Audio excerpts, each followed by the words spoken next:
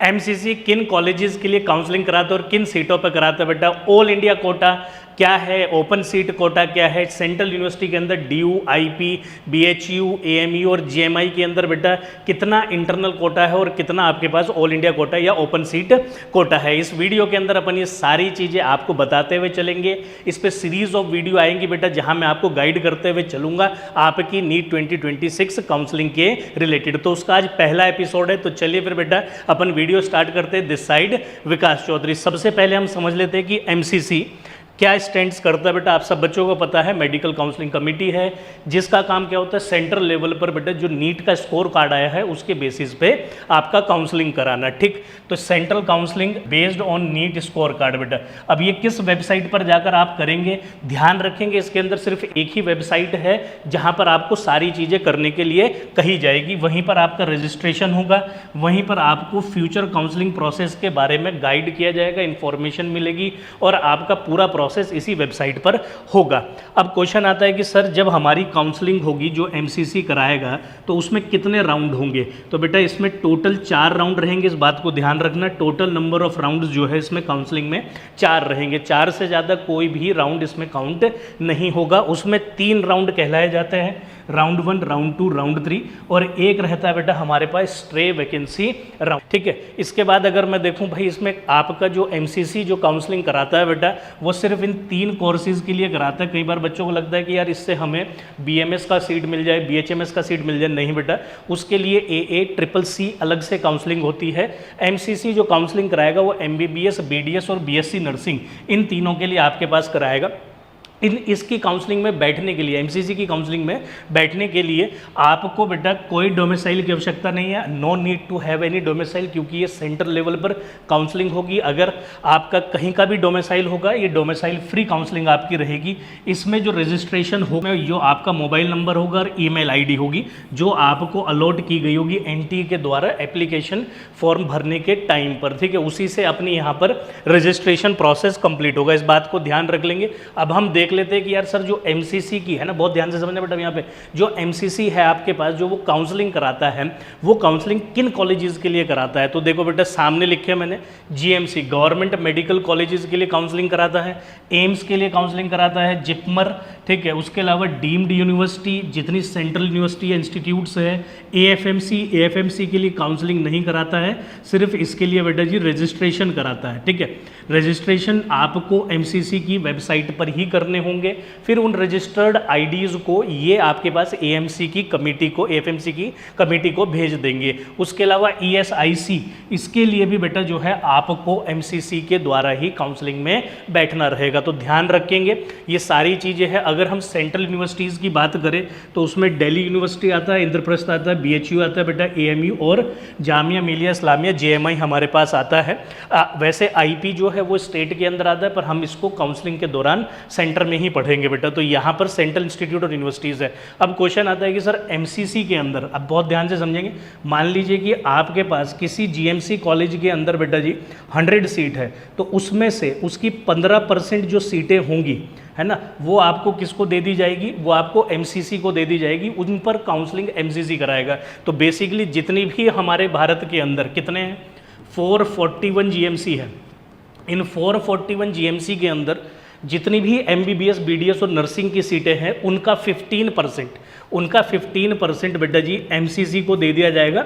और उन पर काउंसलिंग कौन कराएगा, आपकी एमसीसी की कमेटी, काउंसलिंग कमेटी आपके पास उस पर काउंसलिंग कराएंगे। तो आप ध्यान रखना जितने भी गवर्नमेंट मेडिकल कॉलेज है उसका 15% कोटा आपका इसमें जाएगा। इसको बोलते हैं हम AIQ, all India quota seat. ठीक है, तो गवर्नमेंट के अंदर ऑल इंडिया कोटा सीट अपने पास 15% है, पहली बात। अब जितनी भी सीटें एम्स की है, ठीक है, जितनी भी सीटें हमारे पास एम्स की है वो सारी की सारी 100% जो सीट्स फुलफिल होगी वो एमसीसी की काउंसलिंग के थ्रू ही होगी बेटा। ये भी इंटरेस्टिंग है। जिपमर की भी 100% इसी से भरेगी। पर इसके अंदर क्या होगा, इसमें 2 डिवीजन रहेंगे। इसमें कुछ सीटें जो वहाँ के पौंडीचेरी के रहने वाले जो लोग हैं, ठीक है, उनको internal Kota, UT internal Kota के तहत आपके पास बेटा क्या रहती है, रिजर्व्ड रहती है। और बची हुई सीट जो है वो आपका ओपन कोटा के थ्रू भरी जाती है। ठीक है, तो ये ओपन कोटा में आपके पास चला जाएगा। इंटरनल कोटा में कितनी जाएगी? ऑलमोस्ट 27% आपका। बची हुई जो 73% सीटें होंगी बेटा जी, वो आपका ओपन कोटा, मतलब ध्यान रखना दोनों जो सीटें भरी जाएगी वो भरी एमसीसी के थ्रू ही जाएगी, पर रिजर्व्ड हो गई। इसके अंदर कितनी सीटें रहती है जिपमर में, आगे मैं लिखा भी हूँ बेटा, 243 हमारे पास जिपमर में टोटल सीट है। इन 243 सीटों में से आपकी 27% सीटें बेसिकली इंटरनल कोटा के थ्रू भरी जाएगी, और बची हुई सीटें जो 73% सीटें होंगी वो आपकी बेटा जी ओपन कोटा के थ्रू भरी जाएगी, ध्यान रखना। इसके बाद अगर मैं डीम्ड यूनिवर्सिटी की बात करूं तो डीम्ड यूनिवर्सिटी में 100% जो भी सीटें हैं वो सारी की सारी सीटें आपका कौन भर के देगा? एमसीसी। ठीक है, सब पे काउंसलिंग कौन करेगा? एमसीसी। एएफएमसी का मैंने आपको बता दिया। ईएसआईसी वाले के लिए बेटा जी 15% जो है ऑल इंडिया कोटा से सीट भरी जाएगी। इसको थोड़ा सा अच्छे से समझ लेंगे। ईएसआईसी के जो टोटल कॉलेजेस है बेटा जी, ठीक है, वो आपके पास 22 कॉलेजेस होते हैं जो ऑफर करते हैं एमबीबीएस, ठीक है, जो ऑफर करते हैं एमबीबीएस, बीडीएस और बेटा जी आपके पास नर्सिंग। ठीक, ध्यान से सुनना। इसके अंदर होता क्या है कि इनमें से जो ये 22 कॉलेजेस है, इन 22 कॉलेजेस में से 15% सीटें ऑल इंडिया कोटा में है। मतलब कि भारत के अंदर कोई भी जो विद्यार्थी है वो इसके अंदर आपका क्या कर सकता है? 15% कोटा के थ्रू इन कॉलेजेस के अंदर एडमिशन ले सकता है। तो टोटल एमबीबीएस की 243 सीटें बेटा जी आपके 15% कोटा में आती है। इसके बाद इसमें कुछ आपके पास जो सीटें होती है वो रिजर्व्ड होती है आईपी, ठीक है, इंश्योर्ड पर्सन कोटा, इसके अंदर ये रिजर्वेशन अलग से होता है। उसके अंदर कुछ सीटें आपके पास बेटा क्या रहेगी? पहले से ही फिक्स रहेगी, रिजर्व रहेगी, वो भी एमसीसी ही काउंसलिंग कराएगा। और ऐसी सीटें एमबीबीएस में 695 हमारे पास रहेगी। टोटल एमबीबीएस की सीटें 1830 टोटल आपके पास इन 22 इंस्टीट्यूट के अंदर है। बीडीएस के अंदर अलग है बेटा जी, नर्सिंग के अंदर अलग है। ठीक है, बीडीएस में अराउंड 124 है, नर्सिंग में 120 सीट्स है। ये बात आपको अच्छे से समझ में आ गई, बहुत बढ़िया है। चार्ट को अच्छे से समझ लेंगे बेटा। अब बात करते बेटा सेंट्रल यूनिवर्सिटी। तो सेंट्रल यूनिवर्सिटी में हमारे पास दिल्ली है, आईपी है, बीएचयू है, एएमयू है और जेएमआई। इसको बहुत अच्छे से समझ लेंगे। दिल्ली यूनिवर्सिटी के अंदर बेटा ये कॉलेजेस हैं हमारे पास, लेडी हार्डिंग मेडिकल कॉलेज है ना, आपकी university college of medical science है ना, और आपके पास मौलाना आज़ाद मेडिकल साइंस और उसका डेंटल कॉलेज बेटा। इसमें क्या होता है? इसमें 15% ऑल इंडिया कोटा से सीटें जाएगी और बेटा 85% जो है इसमें स्टेट कोटा लगेगा। अब ध्यान से सुनना भाई, स्टेट कोटा का मतलब यहाँ ये नहीं है कि आपका स्टेट उसको फुलफिल करेगी, मतलब कि कोई अलग काउंसलिंग होगी, नहीं। यहाँ पर क्या मतलब है इसका? यहाँ पे इसका मतलब यह है कि ये जो 15% ऑल इंडिया कोटा है, इसमें भारत में कोई भी विद्यार्थी, ऑल इंडिया पूरे भारत में से कोई भी विद्यार्थी, उन बच्चों के लिए सीट रिजर्व्ड है। मान लीजिए कि कोई बालक उत्तराखंड का है, तो उत्तराखंड के वाले बच्चे को अगर आपका दिल्ली यूनिवर्सिटी के इन किसी भी कॉलेजेस में पढ़ना है तो उसको इस 15% के थ्रू सीट अलॉट की जाएगी। वहीं पर जो बच्चा आपके पास एनसीटी ऑफ दिल्ली है, मतलब कि जिस छात्र ने, जिस विद्यार्थी ने, जिस बच्चे ने आपका दिल्ली के ही किसी कॉलेज स्कूल से अपना क्या किया है, 11th-12th किया है बेटा, तो उसके लिए आपके पास 85% कोटा एलिजिबिलिटी में आ जाएगा और उसको इसके थ्रू आपका सीट मिलेगी। ध्यान रखना, यही रूल आपके पास, सेम रूल जो है बेटा जी किसके लिए भी है? IP, Indraprastha university. इसके अंदर आपके पास ये महावीर मेडिकल कॉलेज सफदरजंग है ना, Atal Bihari Vajpayee institute medical science, इसके अलावा इसमें बाबा साहेब अम्बेडकर मेडिकल कॉलेज भी है। ठीक है, और उसके अलावा बेटा जी army college of medical science है ना। तो ये और कॉलेजेस करके ऐसे करके इसमें टोटल 6 कॉलेजेस हैं। ठीक है, इसमें टोटल 6 कॉलेजेस है। उन 6 कॉलेजेस के अंदर जो बेटा सीट जाएगी उसमें भी 15% ऑल इंडिया कोटा जाएगा। मतलब कि कोई भी छात्र विद्यार्थी जो आपके पास दिल्ली का नहीं है, बाहर का रहने वाला है, उस 15% ऑल इंडिया कोटा के थ्रू इसमें आप इन कॉलेजेस के अंदर सीटें पा सकता है। और बची हुई जो 85% है वो स्टेट कोटा, मतलब कि जो एनसीटी ऑफ दिल्ली है, जिसने आपके पास दिल्ली से ही अपनी 11वीं 12वीं की है, उस बच्चे को वो सीट अलॉट होगी। ध्यान रखना बेटा, कन्फ्यूजन नहीं रखनी है बहुत ध्यान से। तो इसका मतलब इसमें भी ऑल इंडिया कोटा, इसमें भी ऑल इंडिया कोटा, इसमें भी ऑल इंडिया कोटा और ईएसआईसी में भी ऑल इंडिया कोटा आपके पास रहता है। ये 4 जगहों पर ही आपका ऑल इंडिया कोटा रहता है बेटा। आगे बढ़ते हैं, बीएचयू के अंदर 2 कॉलेजेस हैं, institute of medical science BHU, institute of dental science BHU. इसके अंदर जितनी भी सीटें होंगी वो 100% कंप्लीट एमसीसी के थ्रू ही भरी जाएगी, ठीक है। इसमें कोई इंटरनल कोटा नहीं होता है, ठीक है बेटा। इसमें आपको सारी की सारी सीटें जो है वो आपका ओपन सीट के थ्रू भर दी जाएगी, मतलब कि एमसीसी कंप्लीट सीटों पे काउंसलिंग करा के देगा। वहीं पर एएमयू के अंदर अगर मैं बात करूं, उसमें दो तरीके के कॉलेजेस है बेटा जी, एक डेंटल से रिलेटेड है और एक एमबीबीएस से रिलेटेड है। तो मैं भी एमबीबीएस के लिए बात कर लेता हूँ।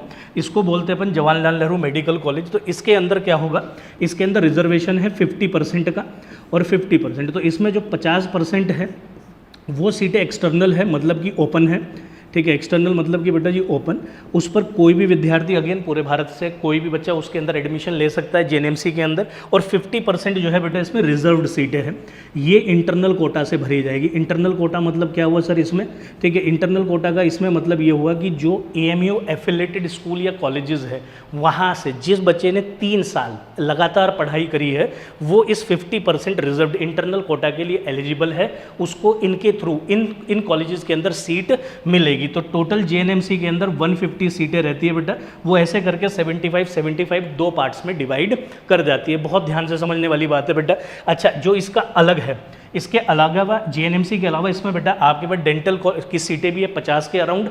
उसके अंदर भी आपका सेम प्रोसेस फॉलो होगा, उसमें भी आपके पास रिजर्व्ड सीटें हैं और उसमें भी आपकी कुछ सीटें ओपन है। ध्यान देंगे, JMI जामिया मिलिया इस्लामिया, इस कॉलेज के, इस यूनिवर्सिटी या कॉलेज के अंदर बेटा आपका कोई एमबीबीएस की सीटों के लिए काउंसलिंग नहीं होती है। जो भी काउंसलिंग होती है वो आपके पास बीडीएस के लिए होती है, 50% है। इसमें बेटा रिजर्वेशन 5% जो है वो इंटरनल है ना, वो क्या है बेटा जी हमारे पास इंटरनल, और अपना 95% सीटें इसमें ओपन है। बात को ध्यान से समझ लेंगे। अच्छा, 5% इंटरनल होगी, मतलब कि जो जेएमआई से एफिलेटेड स्कूल है उसके बच्चों के लिए 5% का रिजर्वेशन इसमें दिया है। ये पूरा का पूरा चार्ट आपके लिए बहुत इंपॉर्टेंट है, ध्यान रखना। अब अगला क्वेश्चन आता है कि सर इसमें सीट कितनी कितनी है। जैसे कि मैं आपको बताया कि एम्स 20 है, टोटल 2257 एमबीबीएस की हमारे पास बेटा इसमें सीटें हैं। जिपमर 2 है, 243 सीट्स है। एएमयू के अंदर 150 सीटें एमबीबीएस की है। बीएचयू के अंदर बेटा जी आपकी 100 एमबीबीएस प्लस 63 बीडीएस की सीटें हैं। जेएमआई के अंदर 50 बीडीएस की सीटें हैं। दिल्ली यूनिवर्सिटी के अंदर 660 एमबीबीएस और 50 बीडीएस की सीटें बेटा जी। आपको मैंने रिजर्वेशन बता दिया किस तरीके से इसमें कंप्लीट कोटा आपका काम करेगा। इंटरनल क्या होगा, ऑल इंडिया कोटा क्या होगा, ओपन आपका सीट कोटा क्या रहेगा। इंद्रप्रस्थ के अंदर बेटा 6 कॉलेजेस को मिला के 605 एमबीबीएस और 62 बीडीएस। वहीं पर ईएसआईसी, इसको ध्यान से समझ लेंगे, टोटल इसमें 22 कॉलेजेस हैं। उसमें एमबीबीएस की सीटें 695 है। 4 किसके लिए, ये है बेटा आईपी मतलब कि इंश्योर्ड पर्सन, जो board of insured person certificate लेके जिनके पास रहेगा उनके लिए 695 एमबीबीएस की सीटें हैं, 28 बीडीएस की सीटें हैं। और टोटल जो इसमें सीटें हैं बेटा 1830 और 15% है ना। इन टोटल सीटों में से 1830 में से एमबीबीएस की सीटों में से 15% जो है वो ऑल इंडिया कोटा के लिए अवेलेबल है। मतलब कि ईएसआईसी वाले जो कॉलेजेस है उसके अंदर वो पूरे भारत में कहीं भी होंगे, उन सब कॉलेजेस के अंदर ऑल इंडिया का कोई भी बच्चा अगर पढ़ना चाहे तो टोटल 274 पर compete कर सकता है। इसका मतलब ये हो गया बेटा। प्राइवेट यूनिवर्सिटीज़ कितनी है, 382, उसके अंदर 73,643 एमबीबीएस की सीटें। अब क्वेश्चन आता है कि सर गवर्नमेंट कितने कॉलेजेस, जिसको अपन जीएमसी बोलते हैं मेरे भाई, जिसको क्या बोलते हैं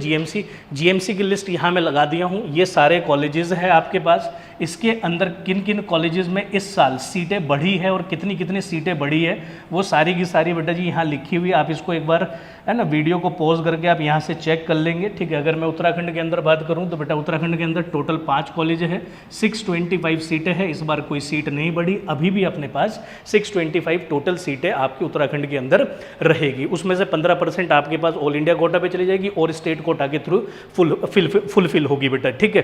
तो ये हमारे पास है। और टोटल कितने कॉलेजेस है जो मैंने आपको बताया था इनिशियली में ही कि भैया हमारे पास जो टोटल कॉलेजेस है वो 441 है। उसके अंदर पहले इतनी सीटें होती थी, अब इतनी सीटें बढ़ गई, ये इंक्रीज्ड है बेटा जी, ठीक है। इतनी सीटें आपका एनुअल ईयर 26-27 में बढ़ा दी गई है और उसमें अब टोटल सीटें जो है वो 63,296 टोटल सीट्स हमारे पास होगी। बहुत इंपॉर्टेंट वीडियो है, अच्छे से समझते हुए चलेंगे। अब क्वेश्चन आता है रिजर्वेशन का। रिजर्वेशन पे भी बात कर लेते हैं बेटा। तो रिजर्वेशन सेंट्रल, क्योंकि ये सेंट्रल काउंसलिंग है तो सेंट्रल रिजर्वेशन ही इसमें काम करेगा। एससी वाले जो छात्र है बेटा उनके लिए 15% है, एसटी में 7.5, ओबीसी एनसीएल जो सेंट्रल में आते होंगे बेटा, जो सेंट्रल के अंदर है ना, जो बच्चे सेंट्रल में ओबीसी में आते हैं उनके लिए 27% का रिजर्वेशन है इसमें। वहीं ईडब्ल्यूएस वाले बच्चों के लिए 10% का रिजर्वेशन है। अच्छा, जो ये मैं रिजर्वेशन बता रहा हूँ यहाँ तक का, ये सब के लिए है, मतलब कि एम्स में भी है बेटा, जिपमर में भी है, ठीक है। उसके अलावा जो 15% ऑल इंडिया कोटा है, जैसे आपने देखा ना कि 15% ऑल इंडिया कोटा किस किस में आया था आपके पास, जीएमसी के अंदर 15% आया था सर, डीयू के अंदर 15% आया था, आईपी के अंदर 15% आया था, ईएसआईसी के अंदर 15% आया था, उन सब में। इसके अलावा जितनी भी ओपन सीट कोटा में है, ठीक है, ओपन कोटा सीट या ओपन सीट कोटा के अंदर जितनी भी है उन सब के अंदर ये रिजर्वेशन रहेगा। वहीं पर ये जो CW है, children widow for of armed forces, इन ये सिर्फ बेटा जी हमारा डी और आईपी में देखने के लिए मिलेगा, और वो भी स्टेट कोटा, जो मैं आपको बताया था 85% जो स्टेट कोटा है, जो बच्चे या जो आपके छात्र जो बेटा कहाँ से है, एनसीटी ऑफ दिल्ली, जिन्होंने वहाँ से पढ़ाई की है अपनी 11th-12th की, ठीक है, तो उसमें आपके पास बेटा ये CW का कोटा आपको देखने के लिए मिलेगा, नॉट फॉर ओपन सीट। जो ओपन सीट दी थी ना उन्होंने, जो 15% जो आपका 15% सीटें बेटा जो ओपन कर दी थी, उसके अंदर ये चीज़ नहीं देखने के लिए मिलेगी। अब क्वेश्चन आता है कि सर इसका मतलब हर जगह पर रिजर्वेशन में मिलेगा, जो भी नीट के अंदर काउंसलिंग होगी? नहीं बेटा, हमारे पास एक तो AMU के अंदर सिर्फ 5% का ही, वो भी आपका PWD है ना, हॉरिजॉन्टल रिजर्वेशन, ठीक है, ये हमारे पास है, ठीक है, सिर्फ उसमें। किस में बेटा जी? ये मैं बोला आपको AMU में। इसके अलावा जितनी भी AMU के अंदर सीटें आएगी वो जनरल अनरिजर्व्ड कैटेगरी से ही जाएगी।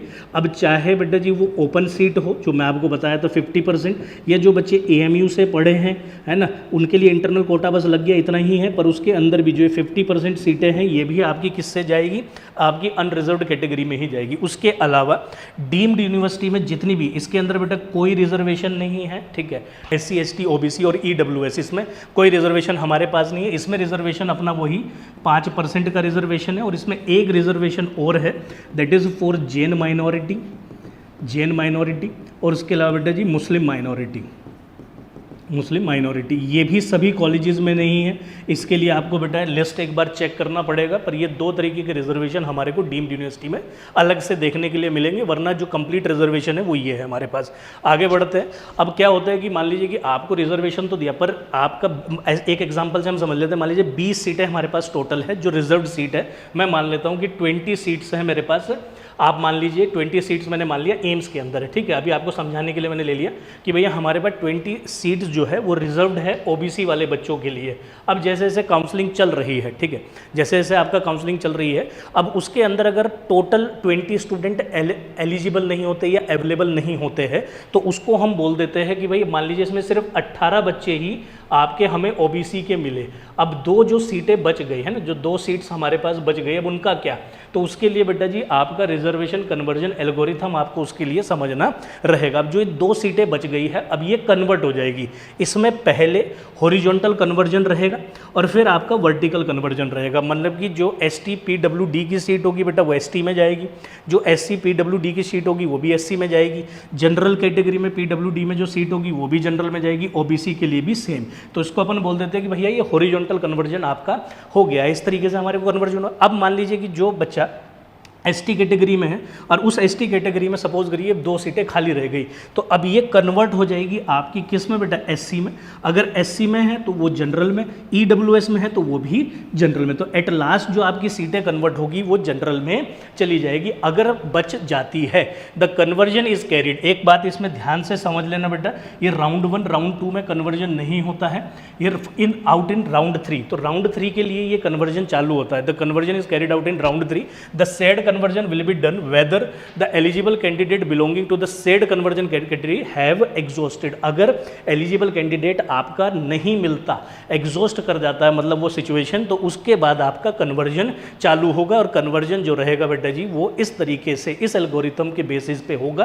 पहले horizontal conversion होगा और फिर आपका vertical conversion होगा। एट लास्ट जो आपकी सीटें है बेटा वो UR अनरिजर्व्ड कैटेगरी में चली जाएगी। ठीक है, तो ये हमारे पास टोटल है जो आपको अभी MCC काउंसलिंग में रजिस्टर करने से पहले आपको ध्यान रखना है। होप्सो कि आपको मेरी बात क्लियर हुई होगी बेटा। और एपिसोड ऐसे इसमें आते रहेंगे आपको गाइड करने के लिए, जिससे कि आप अपनी काउंसलिंग को अच्छे से कर सके। Thank you for this video, will see you in the next video. Till that time, thank you and bye bye.